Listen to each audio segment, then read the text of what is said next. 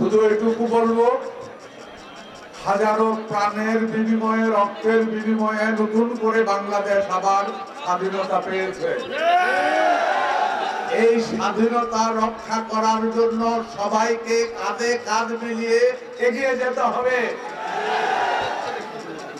যখন বড়ই গাছে বড়ই পাকে, বহু লোক নতুন করে বড়ই গাছ লাগার জন্য আসবে, একটু সাবধান থাকতে হবে, ঠিক কিনা ভাই? আমি শুধু শেষ একটুকুই বলবো বলে আমার বক্তব্য শেষ।